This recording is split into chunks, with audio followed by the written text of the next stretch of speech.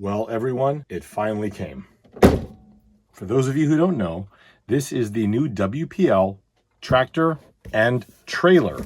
What version is this? I'll have to look that up. This was initially teased when the E1 came out. That was the little tracked vehicle. And the minute we saw this thing in the background, it was like, okay, where is it? Any information on the box, basic info on the radio. This radio, it does have additional features for additional functionality. So we'll talk about that. It's not their base model radio. Battery information, some stuff there on the battery as well. This is 2.4 gigahertz. Pretty typical WPL components. Even the truck and cab are not new products. It's the trailer for certain. I don't know if the back of the truck is new. But enough of looking at a box. Let's open it up. This did come in a double-walled corrugated box from WPL. Should just flip, pull the pieces of the trailer. Quite well packaged, I have to admit. Get the truck out. All right, so there's the truck. We'll move you out of the way for a moment. And here is the trailer. For anybody that has or is interested in one of the 1/16th, pardon me, maybe it's 1/14th? I forget now. One of the Tamiya tractor trailers, this is much, much smaller. It is, however, a pretty nice size to work with. You know, it's not too huge. Okay, before I start not assembling this correctly, let's take a look at the manual and take a look at what we have here. Information here on how to join the trailer. Okay, so it's showing there how to screw it all together. Some other information for this piece here. And then you do have to plug in wires because there is an electric operation on the trailer. Should be a small baggie of goodies here. I love the WPL logo. Their brand means Naughty Dragon, which I think is fantastic. Okay, lots of goodies here. In typical AMPro review fashion, we're not going to assemble all these things because I don't want this trailer or the truck in green. So we'll do a basic functionality test and then we'll tear it all down and repaint it because, again, I want it a little bit different. Now, the first thing we need to do is not lose these components, but I do want to grab these 4 screws because we're going to need those. And these we'll put in a nice sealed baggie. So you see the wires here. We are going to have to connect the red to the red and the black to the black. Very important.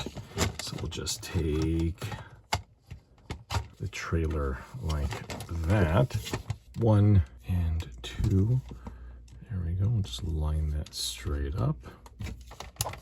Same with the rest. And then 2 more screws down here. These are both in. I was skeptical at first about how this was going to feel. It just seemed like not having any, well, I mean, there's some overlap, but not having a large load-bearing member that kind of went further this way and further that way to help decrease the stresses in the middle would cause this thing to flex. And it's surprisingly sturdy. So that's really good to see. So there's the trailer.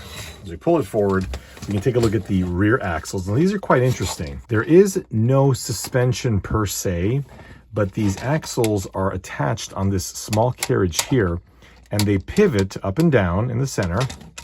And as a result of that, it will more easily be able to go over, imperfections in the ground. So that's a very nice way to do that. Again, this is not a very expensive product, so don't think you're going to see advanced suspension and all that stuff back there, because you're not. I was curious about these rear tires because I said, you know what, these can be used for a lot of projects. Unfortunately, they are rock solid. The reason I believe WPL went with this path is having this hard wheel will decrease the rolling resistance when you or somebody else inevitably overloads this. Having hard rubber tires means that it doesn't really matter how much weight you put back here. It'll effectively have the same ability to roll back and forth.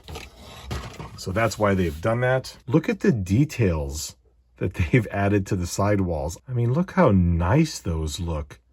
This means that we will end up seeing more and more detail on their own large scale, I shouldn't say large scale, larger wheels or tires in the future. I'm a little bit concerned because I think there are supposed to be some jacks here. Now, this is a pre-production model, so perhaps they didn't have enough of them available. I don't know. Perhaps they were forgotten. I don't know. The good news is if you do run into an issue like this, WPL's customer service is second to none. So I'll try and get that sorted. But in the meantime, let's take a look at the front half of this truck and trailer. I don't actually own a WPL 6x6, but I used to. I bought one many years ago, converted it to modern electronics because this is one of the really early ones that just didn't have anything proportional. I built it up and gave it to my brother-in-law, and he still has it to this day. This is, you know what? It's been so long, I don't entirely remember. It is actually on my YouTube channel, so I'll have to take a look at that. But we are looking at a non-differential set of 3 axles, the front being the steering wheels, and they're all drive wheels. Early WPL drive shafts were very poor. I've not had any problems with some of their newer ones, which is really good to see. This is a transmission either the same or very similar to the one on the new C54-1, so that's very nice. You're gonna see a lot more ground clearance. I am not convinced that this single speed setup is going to be great for low-end torque when you're towing a trailer. So this vehicle may be an excellent option for the 2-speed conversion. These are not the awful rock hard kit tires that they have come with in the past. These actually feel very supple. I think a lot of people would like to see softer, but again, we are talking about a vehicle that has a finite amount of power, towing a trailer with something on it, and the softer and more squishy the tires are, the greater the rolling resistance and the worse the performance will be. So there's a give and take here. In terms of the mold and cleanliness of the manufacturing, it looks good. You know, these are textured from the factory, you know, a few witness lines here and there, but really very minimal sink, no flash, no warping, quite nice. The truck cab is, I believe, a Russian military vehicle. It's got a cool look to it. Not a massive fan of military vehicles in general, but this has got kind of a neat look. The way that they've done the grille is neat too, because you've got the main green body and the grille is open so you can see right through it, and WPL has gone to the effort of making a faux radiator in there, so that's kind of cool. Opening the hood does give you access to the battery. This unfortunately is the same battery as the C54-1, which basically eliminates multiple plugs and just gives you one plug, which, you know, I guess now my WPLs have different plugs, but you know, this seems to be the way that everybody's going. I also just realized that, again, WPL has gone to the effort of painting the corner markers, if these are parking lights, the roof-mounted lights. You know, they didn't have to do that, and yet they did. So that just gives it a little bit more detail. Got a little roof rack up here, which is, just come right off if you don't like it. I don't know, actually, it does look kind of unique with it on there. Kind of cool. This piece here was in the box as well. So this is a spare tire. This is a functional spare. It clips in there. Now, I'm not going to put it there because I've got plans, but let's look at the business side of things here. So what we have is, this is where the trailer is going to slide in. To remove it, you just pull this and the trailer will come off. So kind of a nice little simple feature there. This is a port to raise and lower the loading ramps at the rear. I do want to see how the trailer engages. So I think we just slide it. If you go up and down, there's ample movement there, which is really nice to see. This is secure. It doesn't seem to want to come out, which is great. Let's pull this pin. Yeah, really nice. I can imagine how many people are going to be customizing this with a servo-operated version and servo-operated legs. I mean, heck, WPL might do that. Who knows? Nice little setup here. You've got your spare wheel up here. This appears to be some sort of I imagine on the real vehicle, perhaps a small assist mechanism to remove the wheel. I can imagine these are very large and heavy in real life. Really snaps positively into place. I think when we start to see people customizing and detailing these things, we're going to be just blown away by the creativity that we're presented with. Let's put a battery in this. First time plugging the battery in. Radio on. car. Again, these are fully proportional, which is great. I'm a big fan of these remotes. I know people complain about them all the time. I really don't know why. I think they fit great in my hand. I like how they steer really easy one-handed driving. What I don't care for is the soft touch. It feels good now, but soft touch only ends one way, and that's in a big gooey mess. I've got a few of these that are quite a bit older and they still look good. So, here's to hoping. All right, so we have a couple of options here. You can actually switch between, it says car 1, car 2. What that means is you can actually have the E1 tracked vehicle on the back of the trailer, turn the truck and the E1 on, and then control both using the remote. So we'll have to try that out. There's also this switch here on the side of the model, and I'll show you what that does. All right, so rolling the truck slightly over, we'll pull the legs down. Well, that's up.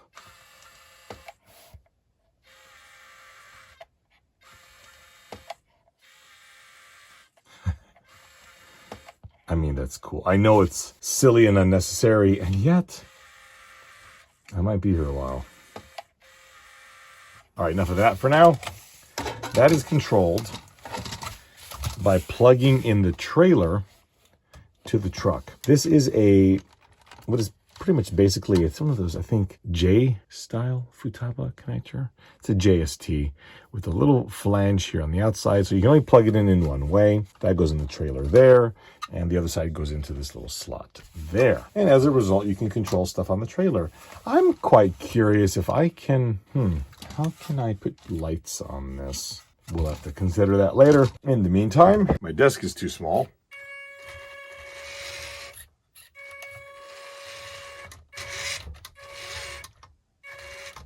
A feature that WPL added, which I think is really thoughtful, is since you have one vehicle and two vehicles that you can effectively drag along together, you'd also have to bring one and two remotes. However, you don't. You can actually switch between the vehicles pressing these two buttons together so that you can drive with the truck, come to a stop, disable the truck, enable the E1, and then drive this off. Now, it's not all that straightforward. We've actually got to change a setting on the PCB. So let's go ahead and take this apart.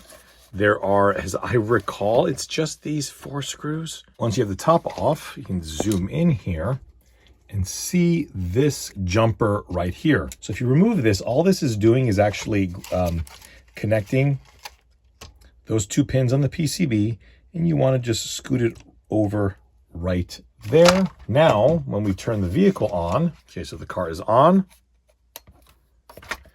nothing is happening, okay? Press these 2,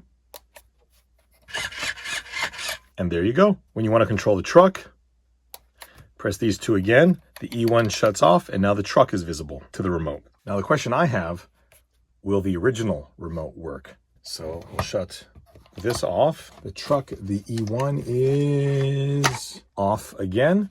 So we'll turn the radio on. Again, this is the original E1's radio. Turn the E1 on. Oh, wait. Yeah. So it sees the E1, but it's not responding because I think what's happened is they're on a different channel.